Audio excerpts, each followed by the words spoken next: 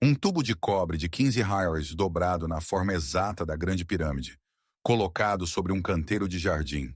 Sem fios, sem pilhas, sem fertilizante. Em poucos dias, o solo sob ele torna-se eletricamente ativo. As raízes crescem em direção ao cobre. As sementes germinam mais rápido. Um agrônomo mediu o dobro da produção de batatas de plantas cultivadas sob esta forma em comparação com plantas cultivadas sem ela. Um agricultor canadense afirmou ter 36 vezes mais alimentos por metro quadrado dentro de uma estufa piramidal construída com estas mesmas proporções. Um engenheiro de rádio checo passou 10 anos provando a um escritório de patentes governamental que esta forma tem efeitos físicos mensuráveis na matéria, e eles lhe concederam a patente. A forma é uma pirâmide. O ângulo é de 51 por milho. O material é cobre. E a razão pela qual você nunca foi ensinado isso em nenhum livro de jardinagem, nenhuma aula de agricultura ou nenhum escritório de extensão é a mesma razão pela qual você nunca foi ensinado sobre baterias de terra ou biochar. Não exige uma compra repetida. Este é o segredo do solo elétrico. Quando a geometria certa encontra o metal certo sobre o solo certo, um sistema de energia passiva se forma que coleta a carga atmosférica de cima, gera eletricidade biológica de baixo e alimenta as plantas de 4 direções ao mesmo tempo com custo zero contínuo. Mas antes de revelar o sistema completo, se você é um cultivador de quintal cansado de pagar por fertilizantes tóxicos, preparei um projeto de colheita gratuito para você. Ele revela 7 fertilizantes de custo zero que realmente superam o Miracle-Gro e o método preguiçoso de não cavar que elimina as ervas daninhas permanentemente. Um dos meus leitores, Dan, usou o truque do fertilizante e seus tomates cresceram o dobro do tamanho dos de seus vizinhos. Para ter acesso instantâneo ao projeto e a um hack de jardinagem esquecido semanalmente, clique no primeiro link na descrição abaixo ou escaneie o código QR na tela, agora mesmo se estiver assistindo na TV. A ciência remonta a 1841. A supressão remonta a 1936. E o sistema inteiro custa menos que um saco de Miracle-Gro. A história começa não com uma pirâmide, mas com uma lâmina de barbear. Em 1949, um engenheiro de rádio checoslovaco, chamado Karel Durbal, entrou no escritório de patentes em Praga com um pedido que levaria uma década para ser aprovado. Sua invenção era um pequeno modelo de papelão, exatamente na forma da Grande Pirâmide de Kelps. Seu propósito, de acordo com o registro, era manter a afiação das lâminas de barbear sem nenhuma fonte externa de energia. Sem afiação mecânica, sem tratamento químico, sem eletricidade, apenas uma pirâmide oca feita de um material que não conduz eletricidade. Orientada de modo que seus 4 lados ficassem de frente para os 4 pontos cardeais, com uma lâmina de barbear repousando dentro, em uma pequena plataforma a 1,3 da altura da pirâmide. Os examinadores de patentes disseram-lhe para ir embora. Durbal não foi embora. Ele passou anos desenvolvendo uma base teórica para o funcionamento do dispositivo, argumentando que a forma da pirâmide concentrava as linhas do campo magnético da Terra, criando um microambiente que restaurava a estrutura cristalina da borda da lâmina. A teoria era não convencional. Os resultados não eram. O examinador-chefe de patentes, um especialista em metalurgia, levou um protótipo para casa e o testou pessoalmente por 10 anos. 16 lâminas de barbear completaram 1.778 barbas no total, uma média de 111 barbas por lâmina. Sem a pirâmide, cada lâmina durava cerca de 5. Em 1959, a patente número 91304 foi concedida pela República Tchecoslovaca. Agora, aqui está o detalhe que muda tudo. A patente de Durbal afirma que a pirâmide foi testada, mas acrescenta que outras formas geométricas também podem produzir regeneração. Ele não estava afirmando que as pirâmides são mágicas. Ele estava afirmando que proporções geométricas específicas interagem com campos eletromagnéticos de maneiras mensuráveis e repetíveis. A pirâmide era simplesmente a forma mais eficaz que ele testou. E a única característica que a fazia funcionar era o ângulo, 50 e 52 minutos. O ângulo exato encontrado nas pedras de revestimento da Grande Pirâmide de Gizé. Esse ângulo não é arbitrário. Quando uma pirâmide de 4 lados é construída com essa inclinação, algo extraordinário acontece matematicamente. O perímetro da base dividido por 2 vezes a altura é igual a π, 3,459. A altura inclinada de cada face, dividida pela metade do comprimento da base, é igual a PHI 1,618. A proporção áurea. Uma única estrutura geométrica codifica as duas constantes mais fundamentais da matemática simultaneamente. Nenhum outro ângulo de pirâmide faz isso. Nenhuma outra forma tridimensional faz isso. Os construtores de Gizé ou conheciam esses números ou tropeçaram em uma proporção tão perfeitamente ajustada ao tecido matemático da realidade que codifica ambas as constantes com 3 casas decimais de precisão. A chance disso acontecer por acidente foi calculada em aproximadamente 1 em 500. Aqui está o detalhe compartilhável. A proporção áurea 1/618 é a proporção mais recorrente na vida biológica na Terra. Ela governa a espiral de uma concha de náutilo, o arranjo das sementes na cabeça de um girassol, o padrão de ramificação de carvalhos, as proporções do esqueleto humano e a própria dupla hélice do DNA. Uma pirâmide de cobre construída com o ângulo de Quelbs não é construída com uma proporção aleatória. É construída com a proporção que os organismos vivos já usam para se organizar. A geometria da pirâmide fala a mesma linguagem matemática que a biologia sob ela. Esse fato por si só deveria fazer você parar e pensar. Mas Karel Derbaal estava trabalhando com papelão. O que acontece quando essa mesma forma é construída com o segundo metal mais eletricamente condutor da Terra? O que acontece quando a pirâmide não é apenas um recipiente geométrico passivo, mas um condutor ativo sentado dentro do campo magnético do planeta, cercado por eletricidade atmosférica e colocado diretamente sobre sistemas biológicos vivos? Foi exatamente isso que um agricultor canadense decidiu descobrir. No início dos anos 1970, um homem chamado Les Brown construiu uma pirâmide de madeira em sua fazenda no Canadá. Não um modelo, mas uma estrutura em tamanho real, com 16 pés de cada lado na base, 11 pés de altura e paredes inclinadas exatamente a 51 graus para corresponder à Grande Pirâmide. Ele cobriu 3 lados com plexiglass e usou a parede norte para isolamento. Então ele começou a cultivar alimentos dentro dela. Os resultados foram imediatos e dramáticos. Pepinos cresceram vários centímetros em uma única noite. As plantas de tomate produziram frutos a uma taxa que Brown nunca tinha visto em décadas de agricultura. Ele estimou que sua estufa piramidal produzia aproximadamente 36 vezes mais alimentos por metro quadrado do que qualquer espaço de cultivo convencional. Mas não era apenas o volume, a qualidade era diferente. As plantas cultivadas dentro da pirâmide eram visivelmente mais saudáveis, exibiam menos danos por insetos e produziam frutos com sabor mais rico do que variedades idênticas cultivadas fora. Brown descobriu outra coisa. Ele colocou água dentro da pirâmide por vários dias e então a usou para irrigar plantas que cresciam fora da estrutura. A água tratada pela pirâmide produziu um crescimento mensuravelmente melhor do que a água não tratada da mesma fonte. Ele colocou alimentos dentro da pirâmide e descobriu que eles desidratavam em vez de apodrecer. Bananas permaneceram comestíveis por semanas. Carne secou em carne seca sem estragar. O leite não azedou. O mesmo efeito de preservação que Antoine Bovis havia relatado após visitar a câmara do rei da Grande Pirâmide na década de 1930, onde animais mortos haviam mumificado em vez de se decompor. Pense no que isso significa. Uma forma geométrica oca sem fonte de energia, sem refrigeração, sem tratamento químico, estava prevenindo a decomposição bacteriana. Algo nas proporções do espaço estava inibindo a atividade microbiana. Isso não é misticismo, isso é um efeito eletromagnético.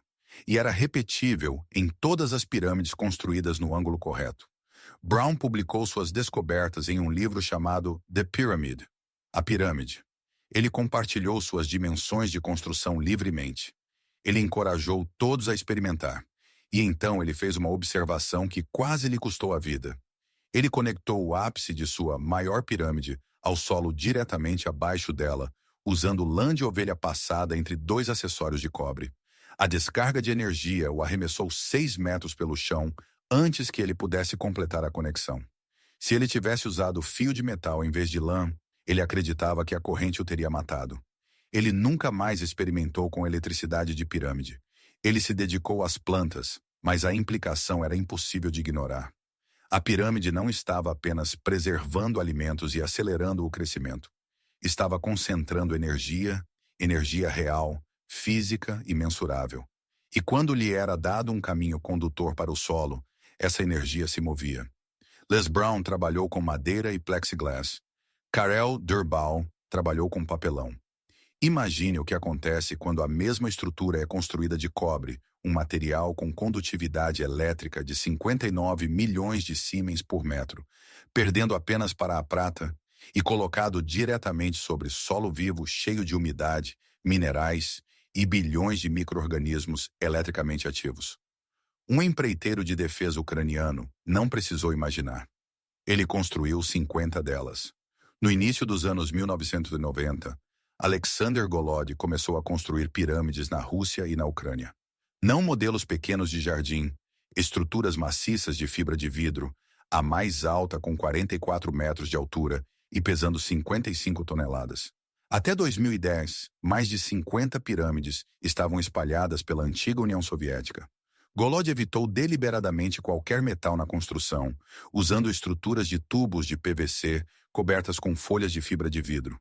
Suas pirâmides foram construídas para o que ele chamou de proporção áurea, um perfil mais íngreme do que a pirâmide de Gizé, mas ainda enraizado na mesma constante matemática φ.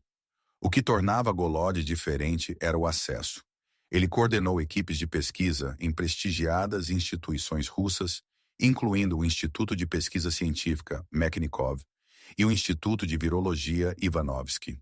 Ao longo de uma década de experimentos, sementes agrícolas colocadas nas pirâmides antes do plantio supostamente mostraram aumentos de rendimento de 30% a 100%. A força patogênica de vírus e bactérias diminuiu após a exposição, e a afirmação mais extraordinária veio dos militares russos. Instalações de radar detectaram uma coluna de energia estendendo-se verticalmente do ápice da maior pirâmide para a alta atmosfera. Era visível no radar, mas sem estrutura física. Um feixe coerente de energia irradiando para cima de uma forma geométrica. Agora preciso ser transparente com você. A pesquisa de Golod atraiu críticas significativas. Nenhuma revista ocidental revisada por pares confirmou esses resultados.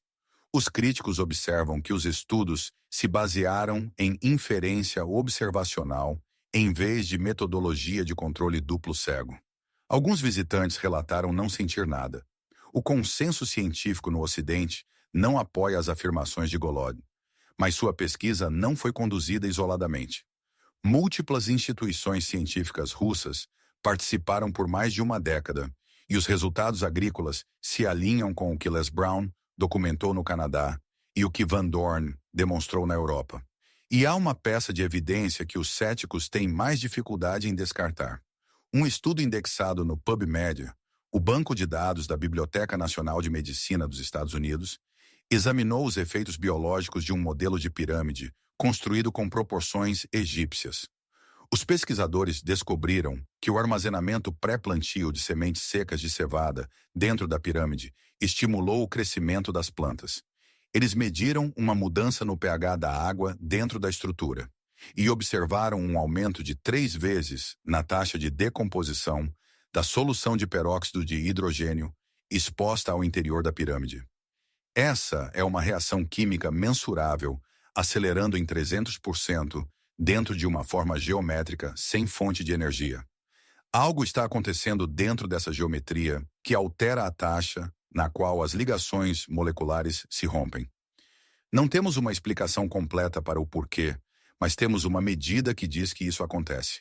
Yannick Van Dorn é um agrônomo belga com diploma em agricultura e biotecnologia. Ele passou mais de 15 anos pesquisando o que ele chama de eletrocultura, a aplicação de energia eletromagnética natural para melhorar a fertilidade do solo e o crescimento das plantas. Entre suas muitas técnicas, pirâmides construídas de cobre ocupam um lugar central. Em 2011, Van Dorn conduziu um experimento simples. Ele colocou batatas sementes sob uma pirâmide de cobre por 2 dias antes do plantio. As batatas tratadas foram plantadas junto com controles não tratados do mesmo lote, no mesmo solo com a mesma água e luz solar. As plantas tratadas mostraram o dobro do crescimento e o dobro do rendimento das não tratadas. Não 30% a mais, não 50% a mais. O dobro. Em workshops por toda a Europa, Van Dorn ensina seus alunos a construir pirâmides de cobre usando tubos de loja de ferragens padrão. Ele relata que uma pirâmide de cobre, colocada sobre um canteiro de jardim, pode produzir mais de 40 batatas por planta, em comparação com as 5 a 10 normais. Seus alunos relatam resultados semelhantes com tomates, abobrinhas, ervas e vegetais de folhas. O The Charged Garden, uma comunidade de eletrocultura que testa essas técnicas desde 2011, relata que mudas cultivadas sob pirâmides de tubo de cobre crescem aproximadamente 2 vezes mais rápido e mostram menos danos por insetos em seus estágios iniciais. Mas aqui está o detalhe compartilhável que mudará como você pensa sobre cobre e geometria.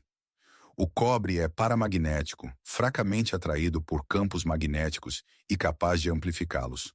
É a base de toda bobina eletromagnética, transformador e antena na Terra. Quando o cobre é moldado em uma pirâmide no ângulo da proporção áurea, ele se torna uma antena tridimensional sintonizada em frequências eletromagnéticas específicas. As 4 faces triangulares atuam como superfícies receptoras. O ápice atua como um ponto focal. O interior torna-se uma cavidade ressonante, onde as ondas eletromagnéticas podem interferir construtivamente e se concentrar. Não é um ornamento de jardim. É um coletor de energia passivo sem partes móveis, sem fonte de energia e sem data de validade. Então, por que nada disso é ensinado? A resposta segue o mesmo padrão de todas as outras tecnologias de solo suprimidas nesta série. Em 1974, na mesma década em que Les Brown cultivava 36 vezes mais alimentos sob sua pirâmide, a indústria global de fertilizantes entrava em sua fase de crescimento exponencial. Os agricultores americanos gastaram já 300 milhões de dólares em fertilizantes sintéticos em 1945. Em 1975, esse número havia ultrapassado 3 bilhões de dólares. Uma estrutura geométrica permanente, instalada uma vez e nunca mais comprada, não tem modelo de receita. Um saco de fertilizante que acaba a cada primavera tem. O Comitê Britânico de Eletrocultura, estabelecido em 1918 sob o Ministério da Agricultura e composto por laureados com o Nobel, passou quase 2 décadas coletando dados de campo, documentando ganhos substanciais de rendimento com métodos elétricos. Em 1936, todos os relatórios foram carimbados, não para publicação e selados. O comitê foi dissolvido. As citações acadêmicas para a eletrocultura caíram mais de 90% nas décadas seguintes, precisamente enquanto a receita de fertilizantes batia recordes ano após ano. Nenhuma nota de conspiração foi necessária. O mercado simplesmente recompensou o consumível, em detrimento do permanente. O que se segue é o que a comunidade de eletrocultura alcançou após décadas de experimentação independente. 3 aplicações, da mais simples à mais avançada. Cada uma funciona por si só. Combinadas, elas formam um sistema que nenhuma delas poderia criar separadamente. A aplicação mais simples é o energizador de sementes de pirâmide de cobre. A construção é simples. Use tubo de cobre tipo M de 1 a 2 polegadas de qualquer fornecedor de encanamento, cortado em 4 peças de base e 4 peças de aresta. Não aço galvanizado, não PVC envolvido em fita de cobre, não ferro com tinta de cobre, mas cobre puro. A proporção crítica que separa um dispositivo funcional de uma decoração é esta. O comprimento da aresta é igual ao comprimento da base multiplicado por 0,952.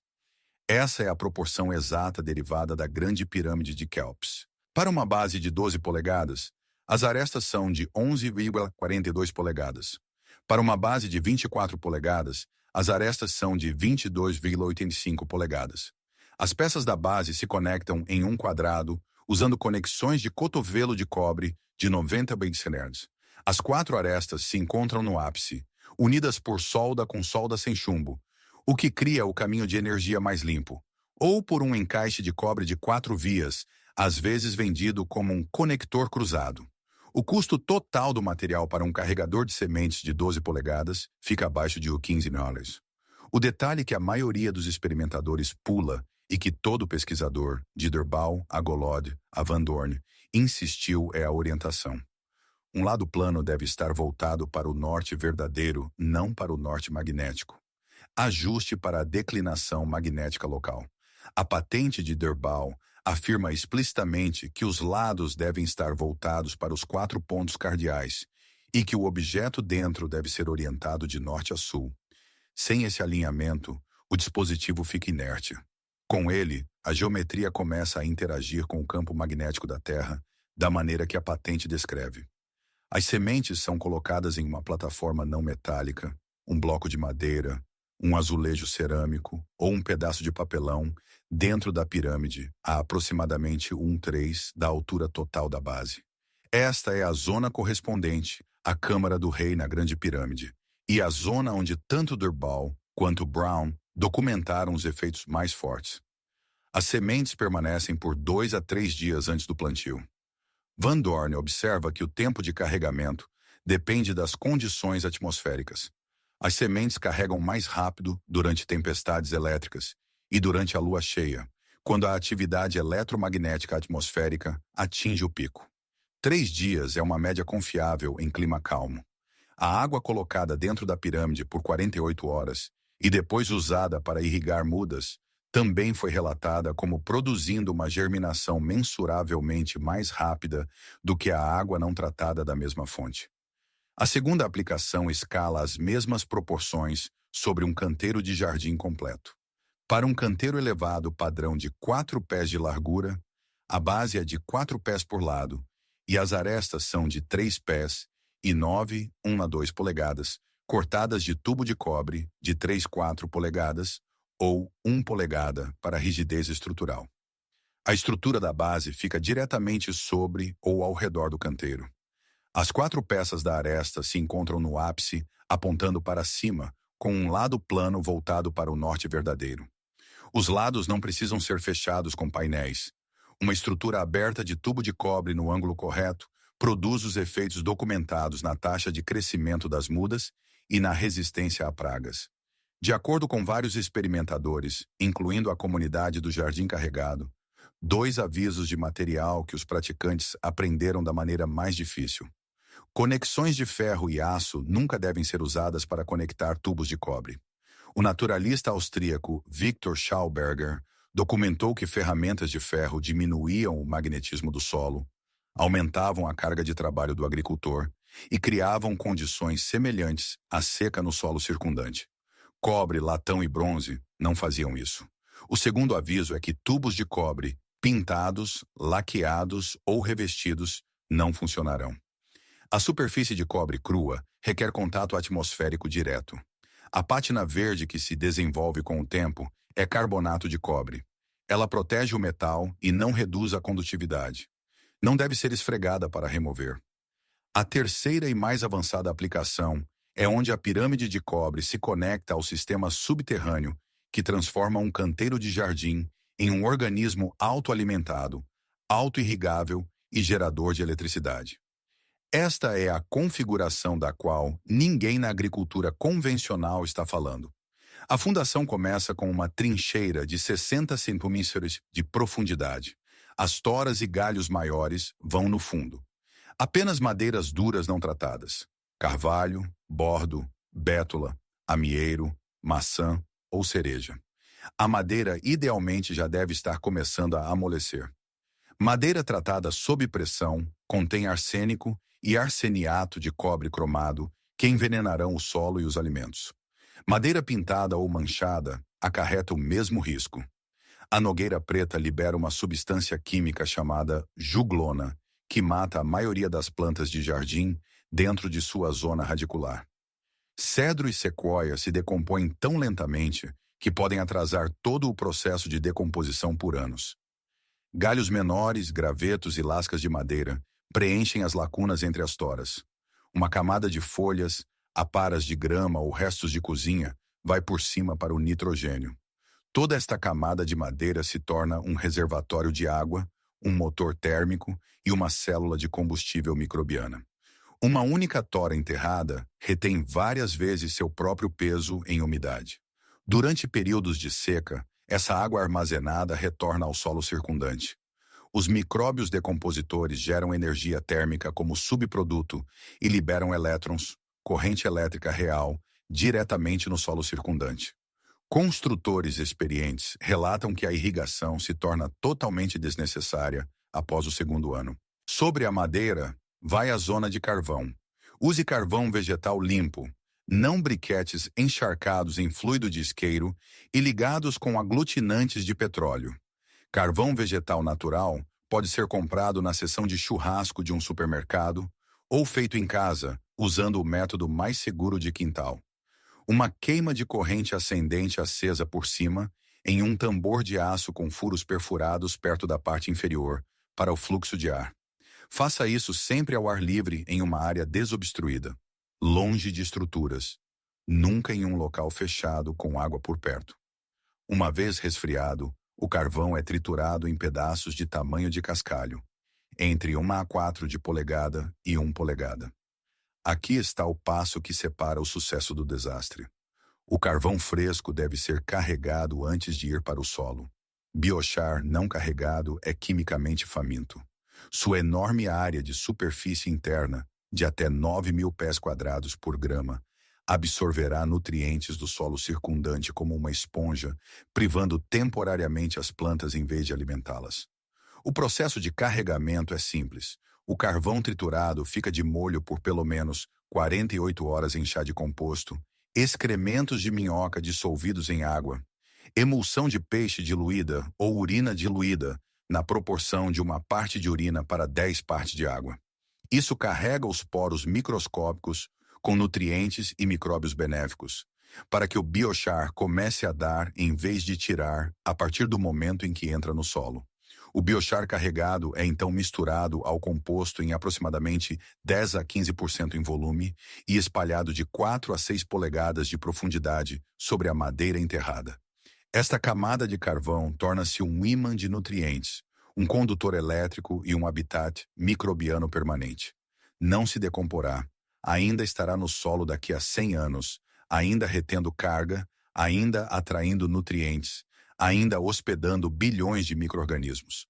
A camada superior é de 6 a 8 polegadas de terra de jardim. Esta é a zona radicular, e é aqui que a bateria galvânica de terra é instalada. Um pedaço de tubo de cobre de 6 polegadas entra no solo de um lado de cada planta.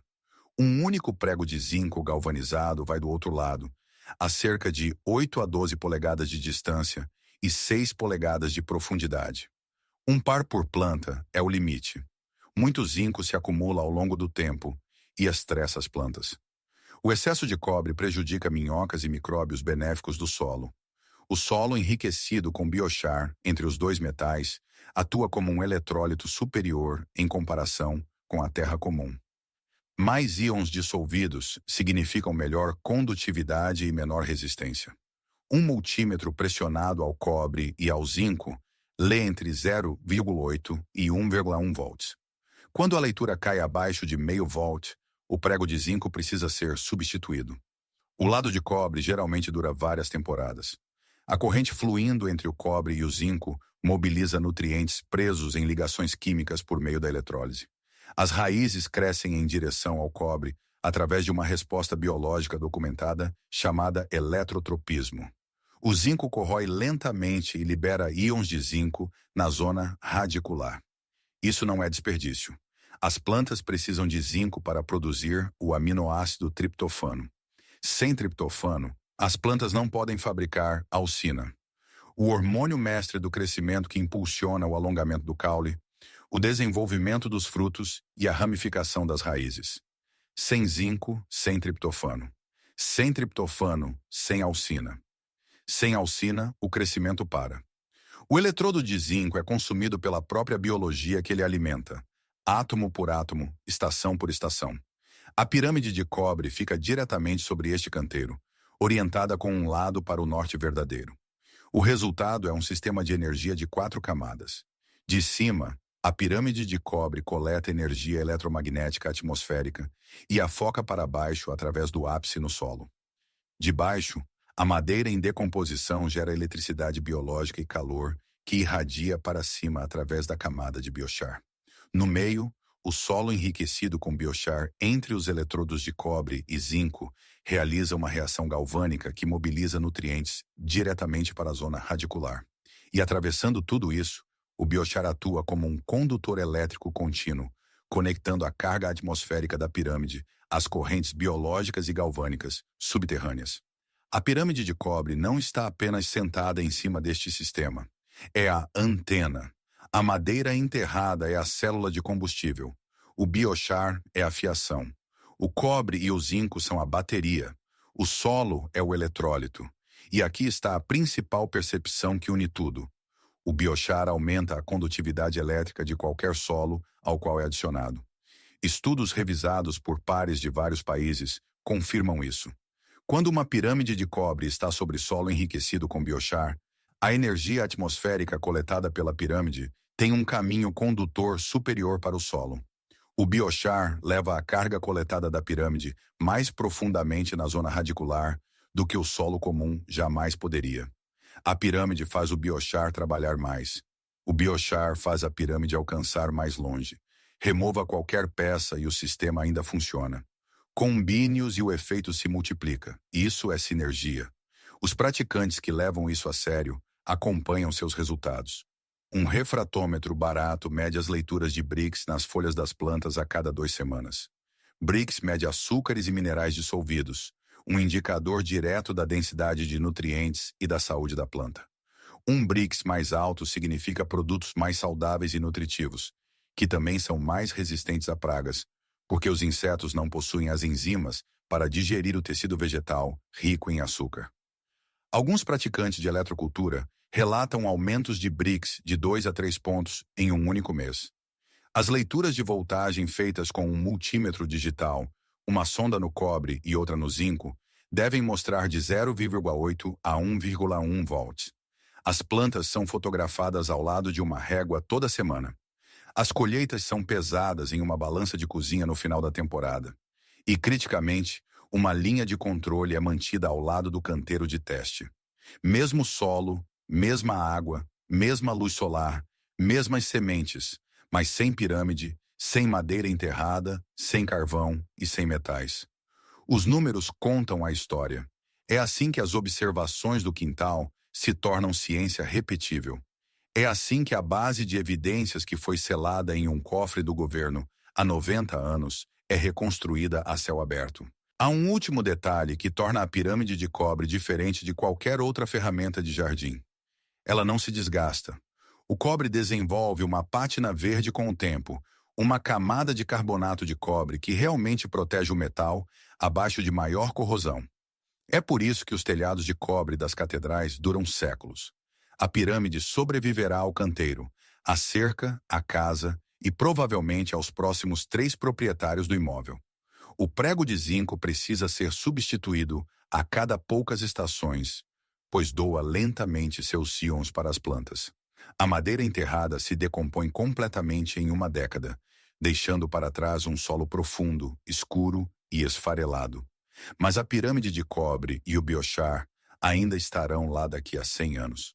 Ainda coletando energia atmosférica, ainda hospedando micróbios, ainda retendo nutrientes, ainda fazendo silenciosamente o trabalho pelo qual uma indústria de fertilizantes de OAPA 200 bilhões preferiria que as pessoas pagassem anualmente.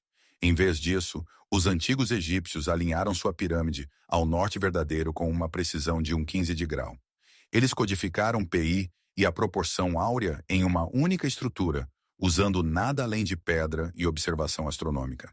As mesmas proporções podem ser alcançadas com uma viagem de os 15 reais a uma loja de encanamento e um cortador de tubos de US2 horns. O experimento é barato. O risco é zero. A única variável que resta é se ele será construído ou ignorado. A indústria de fertilizantes vale mais de 200 bilhões de dólares por ano.